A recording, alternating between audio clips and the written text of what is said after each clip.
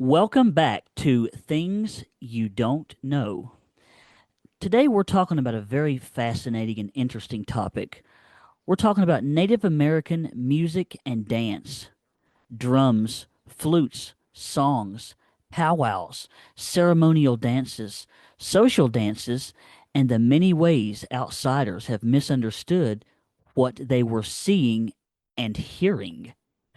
We should begin with one very important caution.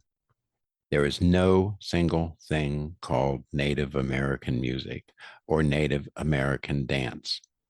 There are hundreds of Native nations with different languages, histories, homelands, instruments, ceremonies, and artistic traditions. So this episode is not going to pretend that one drum beat, one dance style, or one song represents everybody. Yeah, you're right, Chandler. Exactly. We're talking about broad patterns and examples, especially from North America. But we also have to remember that Native music and dance belong to specific peoples, places, and traditions. And Dr. Weaver, that matters because outsiders have often very greatly misunderstood Native American music and dance precisely by flattening them into stereotypes. Flattening them, that is correct. Outsiders often heard a drum and imagined war. They saw a dance and imagined spectacle. They heard singing in a native language and dismissed it as noise, chanting, or superstition from those savages, if you dare say so. Oh, yeah. But for Native communities, music and dance could carry history, prayer, healing, humor, courtship, mourning, identity, diplomacy, community, and memory. Doesn't sound savage to me, sorry. Me either. Yeah. In many native traditions, music is not just entertainment. It can be a way of knowing who you are, where you come from, who your relatives are, and what obligations you carry. So today we're asking a simple question with a complicated answer. What were Native American music and dance really doing? And why did so many outsiders fail to understand them? Well, Dr. Weaver, when many people hear the phrase Native American music, they immediately picture drums. Okay, I guess in some ways that's understandable because drums are very important in many native traditions. That's true. But it can also become way too narrow. Native music includes the human voice, drums, rattles, flutes. Yeah, flutes. They had them a long time ago. Whistles, clappers, hand drums, water drums, and many other instruments depending on the nation and the region. And in many cases, the voice is the central instrument. La la la la la. You're quite correct. Singing is crucial. Songs may be used for ceremonies, social gatherings, healing, honoring veterans, telling stories, remembering ancestors, marking seasonal cycles, or bringing people together. So a song might not be something someone just writes for personal expression. Yeah, sometimes it is personal, but often a song belongs to a family, a society, a ceremony, or a community. Some songs are public, some are private, some can be shared widely, some should not be sung outside a specific setting. Well, Dr. Weaver, that's a major difference from the way many outsiders think about music. Yes, in American mainstream culture, people often think of music as a product. You record it, sell it, stream it, perform it, review it, rank it, and move on. But in many native contexts, a song may carry responsibilities. Yes, and a song may belong somewhere. Well, yeah, Chandler, that's correct. It may belong to a ceremony, a clan, a family line, a healing practice, or a particular occasion. That is why recording, copying, or performing native songs without permission is deeply disrespectful. Oh, yes, it is. See, so when outsiders came in and they said, "Oh, sing that song again for the researcher," or "Oh, perform that dance again for the camera," they may not have understood that they were asking for something that was not theirs to take. That belonged to the Native Americans and was strictly sacred. Yeah, and sometimes native performers did share some songs, but under particular circumstances. The important point is consent and context. Who is singing? Why? For whom? In what setting? With whose permission? And that helps explain why music was so much more than just sound. It was sound, but also relationship. A psalm could connect people to land, ancestors, spirits, history, or community responsibilities. And that is something that outsiders often missed. Yeah, they heard the surface. They did not understand the depth. Well, I want to turn our attention now specifically to the drum, Dr. Weaver. Okay, the drum is one of the most powerful symbols in Native music, especially in powwow traditions. But again, we have to be careful. There are many kinds of drums, and different nations have different teachings about them. Some are large community drums, Yes, at many powwows, singers sit around a large drum. The drum helps guide the dancers. It sets a tempo. It gathers people into a shared rhythm. and many people describe the drum beat as a heartbeat, don't they, Dr. Weaver? Yeah, that idea is often expressed in Native communities.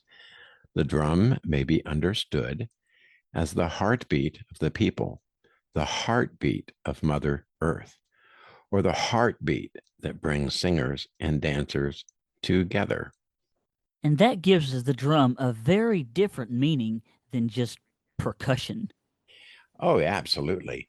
A non native listener might say, the drum keeps the beat. Well, that's true, but it's very incomplete. The drum can also call people together.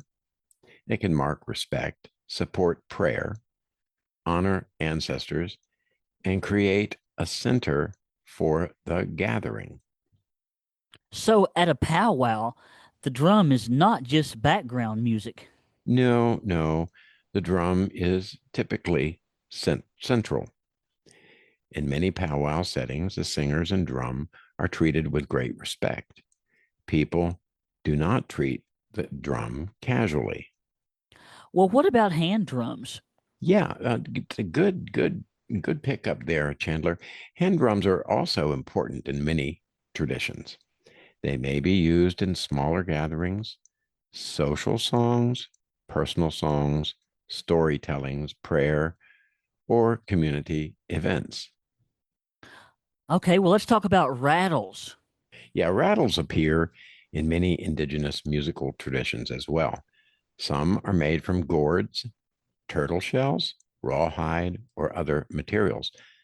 Like drums, they can have ceremonial, social, or symbolic meaning, depending on the people using them. So the instrument is not just an object. That is right. The object has a life in relationship with people, songs, teachings, and history. And I just want to say something about that. In mainstream American society, rhythm is also very important. However, we don't give it as central a focus. But if you're if you're singing a song with a certain rhythm or a beat, it means it carries a different emotion. Correct, Chandler? That is absolutely correct, Dr. Weaver. All right. So let's move on to some other things here, Chandler. Yeah, let's do that, Dr. Weaver. Let's move from drums to flutes. Now, Ooh. the Native American flute has become very familiar to people today. Even if they don't even know what it is, especially that's through recordings, meditation music, film scores, and contemporary native musicians. But the flute also has older roots. Oh, oh, yes, it sure does. Flute traditions vary very widely. In some plains traditions, flutes were associated with courtship. A young man might play a flute as a form of communication or expression. So it could be romantic. Yeah, in some contexts, for sure. But we should avoid saying the Native American flute means this one thing. Different communities had different uses, styles, and stories. Well, still, it's very interesting that the drum and flute can suggest two different sound worlds. Oh, But I have to say, they could also tell the same story in a way. yeah, you're right. They can.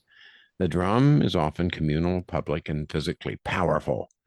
The flute can feel more intimate, reflective, or personal. But again, these are kind of broad impressions, not universal rules. And in the present day, native flute music has traveled far beyond older settings.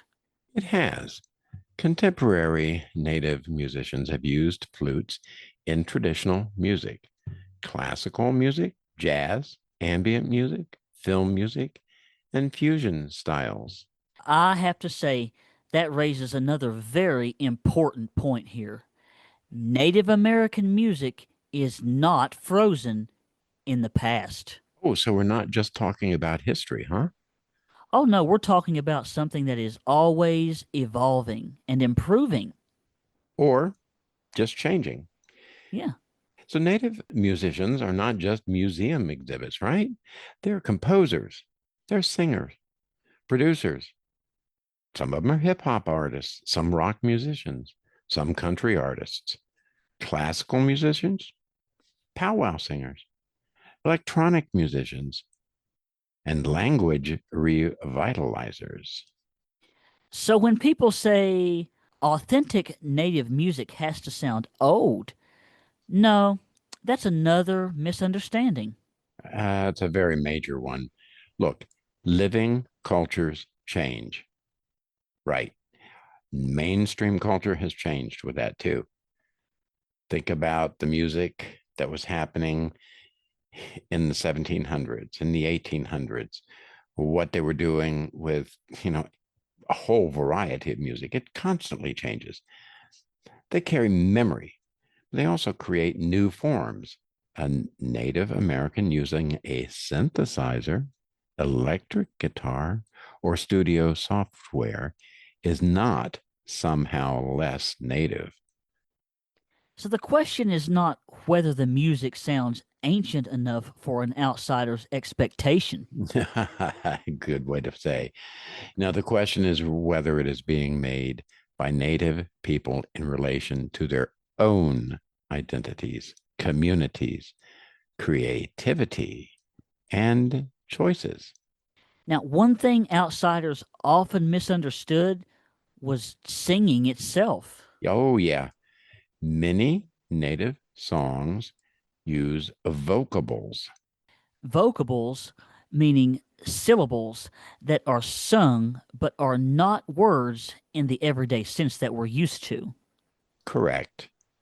A listener might hear syllables like hey, ya, we, or other sung sounds and assume that they are meaningless. But that assumption is wrong. Very wrong because meaning in music is not limited to dictionary words. You ever heard of scatting? Yes, I sure enough have. Oh, yeah. Vocabularies can carry melody, rhythm, emotion, spiritual force, and communal identity. They can also allow people from different native nations to sing together when they do not share the same language. And that seems especially important for intertribal gatherings, like powwows. Yeah, it really is. Intertribal music can create a shared space among people from different nations while still respecting differences. But to an outsider, especially in the past, this could sound strange. And because it sounded strange to them, some outsiders dismissed it as primitive. That tells us more about the outsiders than about the music, for sure. Oh, yeah, and they assumed the music had to match European expectations. Harmony, notation, written lyrics, church structure, or concert performance. Yeppers. And you know what? They don't even know their own history when they're doing that stuff, mainstream America. Because guess what? The jongleurs changed the whole picture, turned it upside down. It used to be you would sing in one key, that was it. Yes, they did, and see our John Galore's podcast for some more cool information on that. Yeah. So if a song did not fit those categories, they often judged it as inferior. But native music operated by its own systems of beauty, memory, rhythm, repetition, of variation, and purpose.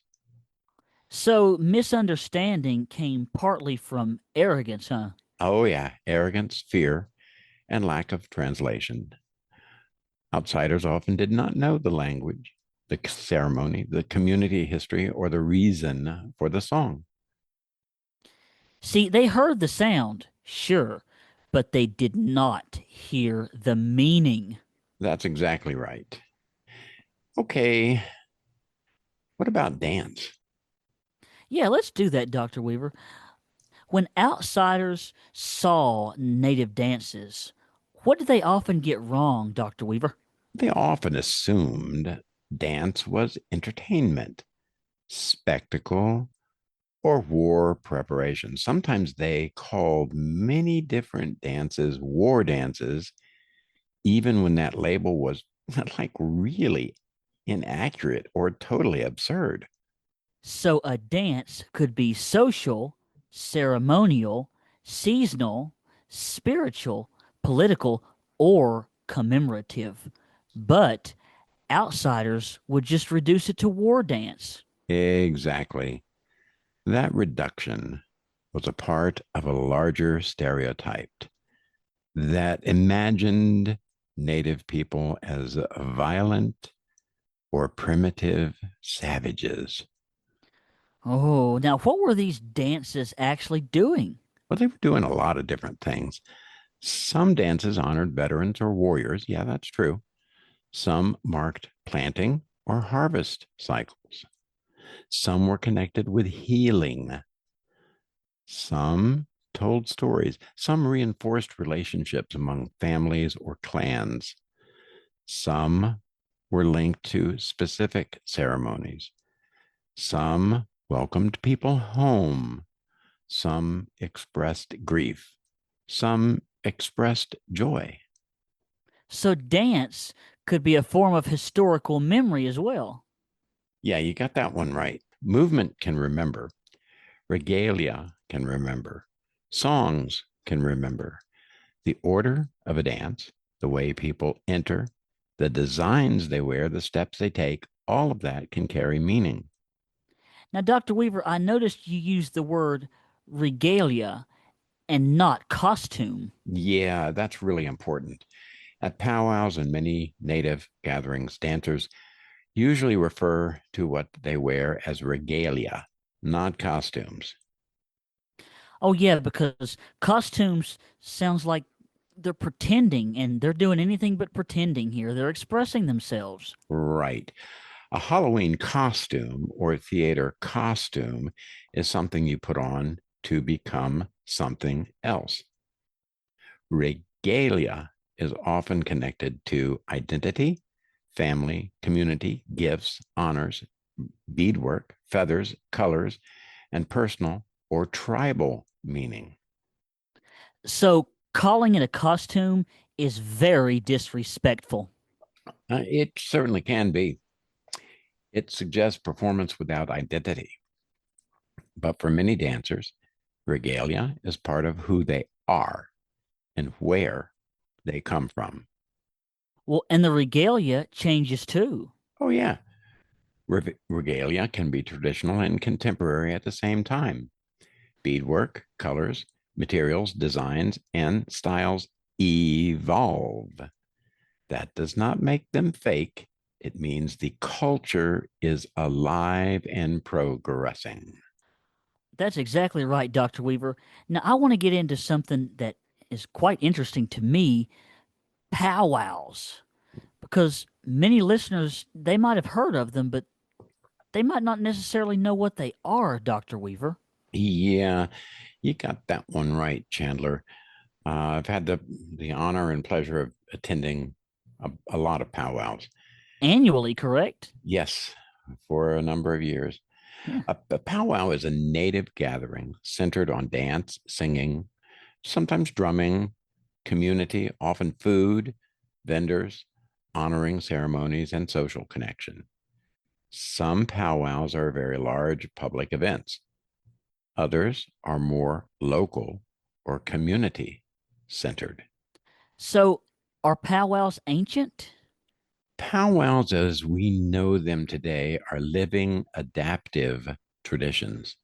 They draw on older native dance and song traditions, especially from the plains, but they also developed as intertribal gatherings in response to historical change.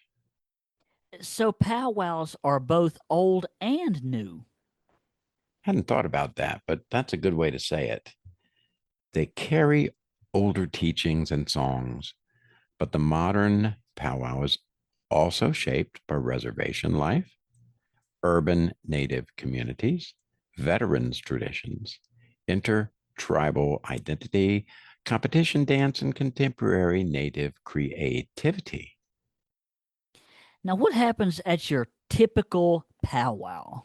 Well, many of the powwows begin with a grand entry.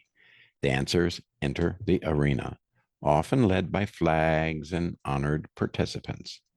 They may be veterans, elders, head dancers, royalty, and community leaders. People stand in respect. Oh, okay. And then they have different dances? Yes, depending on the powwow. There may be men's traditional, women's traditional, grass dance, fancy dance, jingle dance, fancy shawl, chicken dance, and other categories. There's a bunch of them. There may be intertribal dances where many people are invited to join. I actually did that. Oh, that had to be fun. Oh, it was amazing. And there can even be competitions. Yes, many powwows include dance competitions or drum contests, but even competition is not just about winning. It's also about discipline, respect, family support, regalia making, travel, generosity, and representing one's peoples well. And Dr. Weaver, that's a whole other thing that outsiders miss. They might see the color and movement and think, oh, this is a show. Well, it can be beautiful and exciting, but it really is not merely a show. It is community life. People reconnect with relatives. Children learn by watching. Elders are honored. Veterans are recognized. Grief and pride may be present at the same time. So the powwow arena is not just a stage, is it? No, no, it's social, cultural, and sometimes spiritual space. Yeah, I was going to say it's very sacred, a very sacred space for them. So, with that being said, what should a visitor know before entering these arenas? Okay, basic respect matters. Follow the announcer's instructions. Do not, do not touch regalia. Ask before taking photos. Do not record songs if recording is prohibited. Stand when asked to stand. Do not enter the arena or the space where the dancing is happening unless you are invited.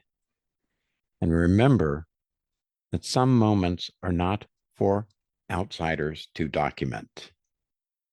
Well, and that seems simple enough. Well, it's simple, but it requires humility. Now, we should make a distinction here between public powwow dancing and ceremonial dancing because I know there's a very noticeable difference. Oh, yeah.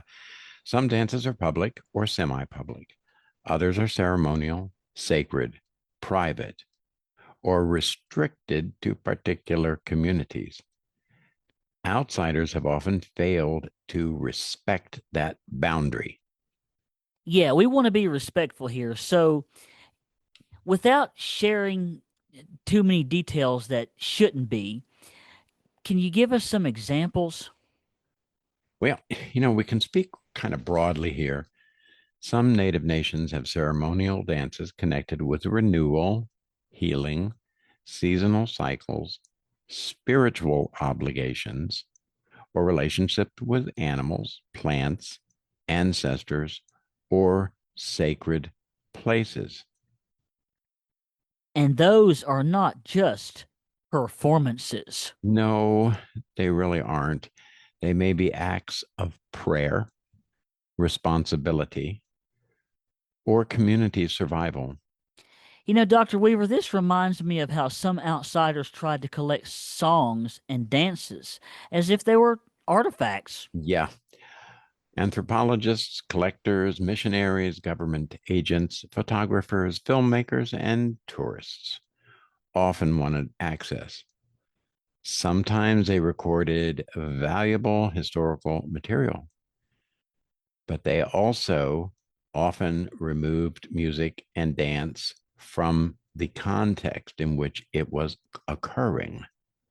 A song in an archive is not the same as a song in ceremony. Exactly. A recording may preserve sound, but it cannot fully preserve relationship, place, timing, permission, or meaning. Absolutely. So, preservation itself can be quite complicated. What do you say? Yeah, very complicated. Some communities want recordings returned, restricted, or handled according to tribal protocols. Others use archives to help revive songs, languages, and traditions. There's not a single answer here. Well, the key here is native authority over native culture. Yes, yes, you're right. Native communities should decide how their own songs and dances are shared, taught, protected, or renewed. Now, I want to focus our attention now on misunderstanding. Why did outsiders so often get Native American music and dance wrong and so misunderstood? Well, there are several reasons. First, language. If you do not understand the language of a song, it's pretty easy to miss its meaning. I'm thinking about an example here very recently. My sister was singing La Donna Immobile. Oh, Okay. And what does that song say? It sounds really cool. but it's Donna very insulting. Immobile. Oh, yeah. Because it says women are liars, women are cheaters, women will leave you. They da da da da da. And I She said, won't be singing that no more. well, she said, I'm going to have my own words. But anyhow, and it can be more serious than that, right? Absolutely. And you never know. You could be saying something to somebody that's very hurtful and not even know it. Yeah. Yeah. And the spiritual thing here, it, Oh, yeah. The second thing here being religion. mhm, mhm. European and American observers often judged native ceremonies through Christian categories. Okay. If something did not look like church, they sometimes called it pagan, superstitious, or dangerous. How wrong and how short sighted that is. Oh, let's not forget savages, the most, narrow-minded, short-sighted comment of all. Hmm. Politics also falls in here too, Dr. Weaver. Yeah, you're sure enough right. Native gatherings could frighten a colonial or federal authorities because gatherings meant communication, unity, and resistance. A dance could be interpreted as a threat, even even when it was a prayer or a social event. So the fear was not just about the dance. It was about native people gathering. Yes, music and dance helped sustain identity, and colonial systems often wanted to break native identity. There was a whole business about forcing children, Native American children, to attend Western schools and learn English and learn about Christianity as it's taught in the churches, And you know, irrespective of their own beliefs. Dr. Weaver, I wish I didn't have to say this, but I have to, unfortunately. Racism is a part of this too. Well, it saddens me. But yes, racist ideas led to many outside observers to assume native cultures were inferior. So they did not feel obligated to understand what they were seeing. And finally, let's talk about entertainment. Yeah, Wild West shows, staged photographs, early films, tourist performances, and Hollywood imagery taught many Americans to see native dance as spectacle. A dramatic image, not a living tradition. And I hate to say this, but it almost reminds me of minstrel shows in a way with all that blackface. Yeah, yeah, that's true. Also reminds me of when jazz was becoming a real big influence, and African Americans it took the forefront in that. And guess what? Oh, that was bad stuff. That was banned. Yeah, right. Yeah. Oh, yeah. Oh, Whitey didn't like that. Oh no. Mm-mm. So, we look at back in the day, a feathered silhouette, a drum beat in the background, a dance scene meant to signal Indians to the audience. These images flattened hundreds of people into a kind of stage prop. Yep. And it just kept right on going down, down, down because the stereotype fed itself. Yep, people saw the stereotype so often that they mistook it for knowledge. Now, this misunderstanding was not harmless, was it? No, not by a long shot. Native music and dance were sometimes actively suppressed by government policy, missionary pressure, boarding schools, and local authorities. So this was not just outsiders saying, "Oh, well, we don't understand your traditions." Yeah, it went further. It became you should stop practicing them. Sort of reminds me of the KKK, huh? Oh, yeah, absolutely. That is a major point. Music and dance were treated as obstacles to assimilation. Yeah. If the goal was to force native people to abandon their languages, religions, and identities, then songs and dances were dangerous because they kept memory alive. That helps explain why ceremonies were targeted. Exactly. A ceremony can carry a whole worldview. It can teach children who they are. It can sustain elders. It can reinforce obligations to land and community. For assimilationist authorities, that was a problem. Now, the ghost dance is one of the most tragic examples of misunderstanding and fear. Oh, it is. The ghost dance emerged in the late 19th century as a religious movement of hope, renewal, and restoration among many Native communities. But U.S. authorities and settlers often interpreted it as a military threat. And that fear helped lead to Wounded Knee in 1890. Yes, the massacre at Wounded Knee remains one of the clearest examples of how Native religious expression could be misunderstood, feared, and violently suppressed. So, when we talk about outsiders misunderstanding native dance, this is not just a cultural mistake. No, it isn't. Misunderstanding could become policy. Policy could become punishment.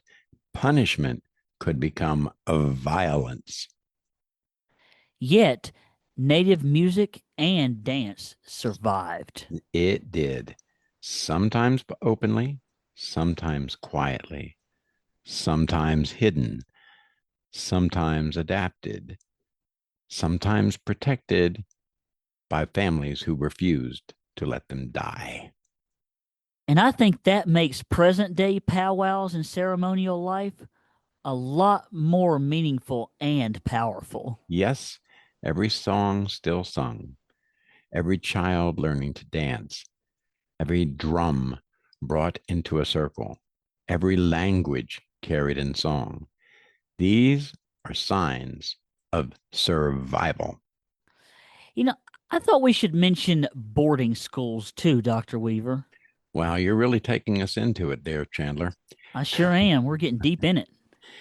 Native children were taken or pressured into boarding schools where many were punished for speaking their language,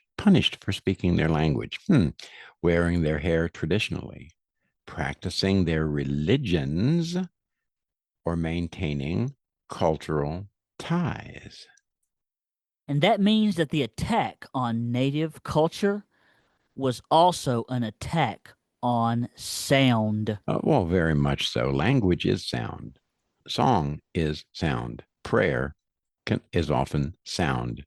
A drum is sound. A child's name spoken in a native language is sound. So when children were forced into English only environments, that disrupted more than just the conversation. Oh, yeah, it disrupted songs, stories, kinship terms, jokes, prayers, and teaching. It tried to break the chain between generations. So basically, what you're saying, Dr. Weaver, is it disrupted life. And Yeah, yet, many families and communities kept that chain alive. they sure did. Some songs survived because elders remembered them. Some dances survived because people practiced them in secret. Some knowledge was held carefully until it was safer to share. And that gives music and dance a special role in cultural recovery. Cultural recovery, yes. Today, songs are often part of a language revitalization, youth programs, cultural camps, school programs, and community healing. So, music is not just about remembering the past. No, it's about rebuilding the future just as much. Now, I cannot get through this without talking about veterans. One thing that many powwow visitors notice is the honoring of these veterans. Yeah, veterans often hold an honored place in many Native communities and powwow traditions. And that surprises some people because they may not know how heavily Native people have served in the military. Ooh, that's bad, Dr. Weaver. That means that half of our U.S. military are savages. Oh, no. Please, dude. Yeah, Native people have served at high rates, even while the United States has often broken treaties and harmed Native nations. The history is very complex. Yes, it is. And so honoring veterans does not erase the history of injustice. No, no, it shows the complexity of Native experience. Native veterans may be honored for sacrifice, courage, and service to their people as well as to the country. And music is a big part of that honoring. Yes, there are honor songs, flag songs, victory songs, and other musical forms that recognize service, grief, bravery, and community pride. Again, outsiders might miss the emotional weight of the moment. Yeah, they might. They may see people standing, singing, or dancing and not realize that they are witnessing remembrance. A powwow can hold joy and grief together. Yeah, that's one of its strengths. Community gatherings often do that. People laugh, eat, compete, visit relatives, remember the dead, honor veterans, teach children, and renew identity all in the same space. Now, let's talk about how dance teaches across generations and women, children, etc. Yeah, powwows and community dances are often intergenerational. Children learn by watching parents, grandparents, aunties, uncles, older dancers, and community leaders. So the dance floor becomes a classroom, huh? Yeah, but not a classroom in the narrow sense. It teaches timing, respect, posture, listening, patience, endurance, and identity. And children may learn when to enter, how to move, how to care for regalia, how to treat the drum, and how to listen to the announcer. Yes, that's correct. They also learn that they belong to something larger than themselves. And there are also women's dance traditions, men's dance traditions, and dances open to many people. Yeah, but the categories vary. Some powwow dance categories are gendered. That's true. Some ceremonial roles are specific. Other dances are more inclusive or social. Again, the details depend on the community. And we should not assume that every tradition maps neatly onto modern outsider categories. Correct.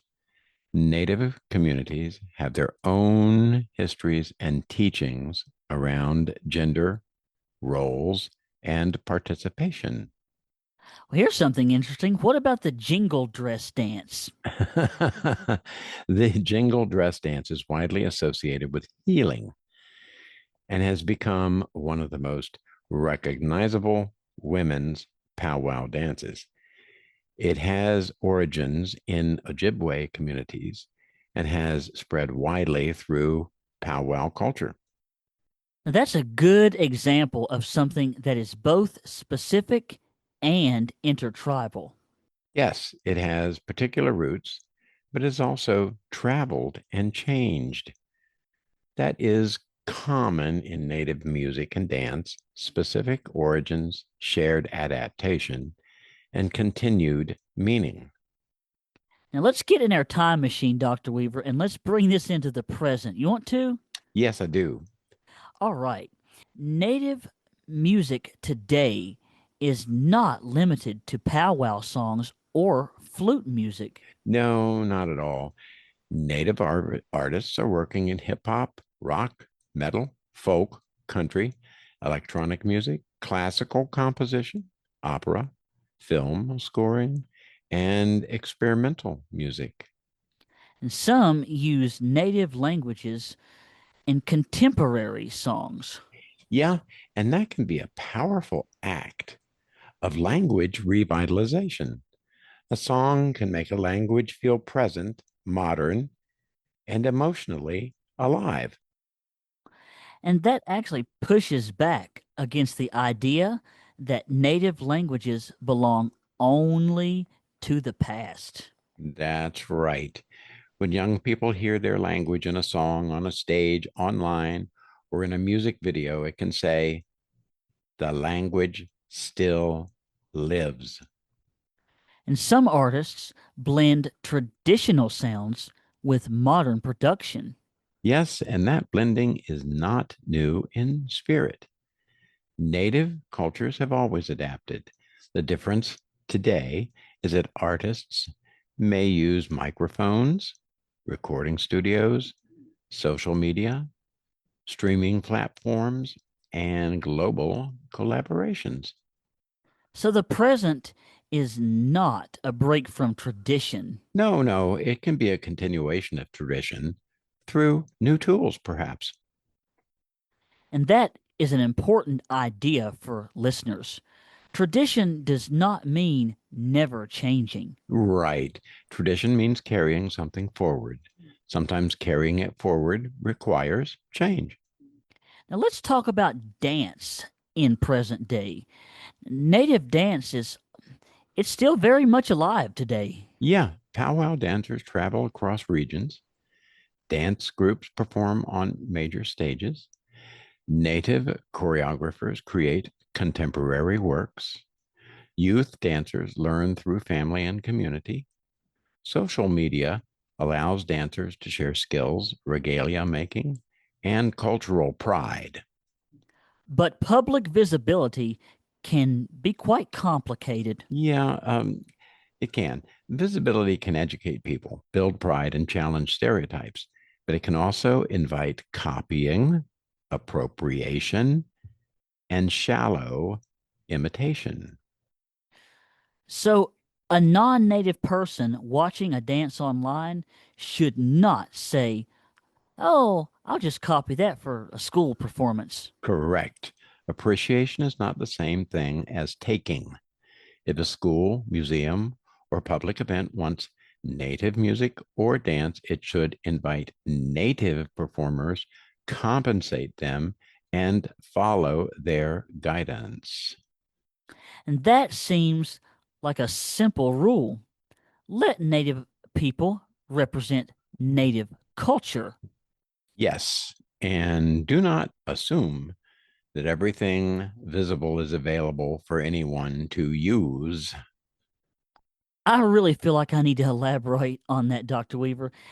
Do not assume that just because it's visible and that it's out there, that it's yours for the taking. That is especially important with sacred songs, ceremonial designs, and regalia. Yeah, that's very important. Some things are shared publicly, but still carry boundaries. Respect means asking what those boundaries are. So, how should outsiders listen better, and what can they do to gain a better understanding? Well, first, start with humility. Do not assume you already know what the sound means. Now, second, learn which nation or community you're hearing. Yeah, that's correct. Do not just say native music or ask this: is this Lakota, Dene, Haudenosaunee, Ojibwe, Muskogee, Pueblo, Tlingit, Choctaw, Cherokee, Cree, Seminole? And even then, remember there is diversity within those nations. Just a little side note here. I live off on a road called Indian Run Road, and my cousin lives next to me, and her address is it's on Seminole Lane. Mhm. Isn't that interesting? Yeah, it is. Yeah. You need to respect public and private boundaries as well. Yep, some songs were meant to be heard widely, others were not. Some dances welcome visitors, others do not. Avoid the ancient and vanished mindset. Yes, Native people are still here. Native musicians and dancers are not reenacting extinction, they are living. Absolutely. Listen for function, not just sound. That's a pretty good way of putting it. Ask what the music is doing. Is it honoring someone, healing, teaching, entertaining, welcoming, mourning, praying, competing, rebuilding language, or celebrating survival? And finally, be careful with the word authentic. Yeah, be very careful. Outsiders often use authentic to mean matches my stereotype. But a native artist in jeans with an electric guitar may be just as authentic as a dancer in regalia at a powwow. Well, authenticity belongs to the people because it's theirs. It doesn't belong at all to the outsider's imagination. Well, that's exactly correct, Chandler. When we step back, what what exactly do Native American dance reveal? I know they're very revealing. They reveal continuity despite colonization, forced removal, boarding schools, religious suppression, broken treaties, and stereotypes. Native communities continued to sing and dance. And they also reveal adaptation. Yes, traditions changed, traveled, blended, and renewed themselves. Powwows are a good example of that. Contemporary Native music is another example of that. They reveal sovereignty. Absolutely. Cultural sovereignty means Native communities have the right to define, protect, teach, and share their own traditions. They reveal memory. Yeah, songs can carry events, places, teachings, and relationships across generations. They reveal survival. Yes, survival not as a passive thing, but as an active work. Singing, dancing, teaching children, making regalia, speaking a language, gathering around a drum. All that is work. And they reveal joy. Yeah, that's important, Chandler. If we only talk about suffering, we miss the fullness of Native life. Music and dance include grief, yes, but also humor, pride, beauty, excitement, friendship, competition, and celebration. So this is not just a story of oppression. No, it really isn't. It's a story of creativity, intelligence, discipline, and endurance. Native American music and dance have often been misunderstood because outsiders try to force them into these narrow little categories. Yep, entertainment, war dance, primitive rhythm, tourist attraction, ancient relic, superstition. But those categories have failed. Yes, they did. They failed because Native music and dance can be prayer, history, community, law, education, diplomacy, healing, resistance, and joy. And they can be old and new at the same time. Yep, they can be rooted in specific nations and shared across intertribal spaces. They can honor the past without being trapped in the past. And they remind us that culture is not just something people have, culture is something people do.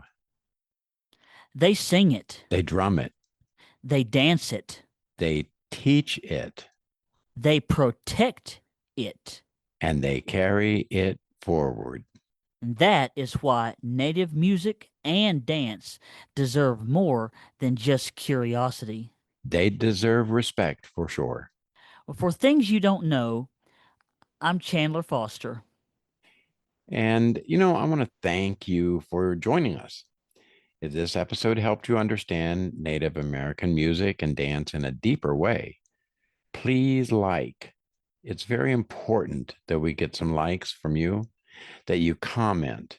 We love those comments. Subscribe and come back for more episodes in our Native American series. Be sure to like, comment, and subscribe, and we will see you next time. Thanks for listening. Bye.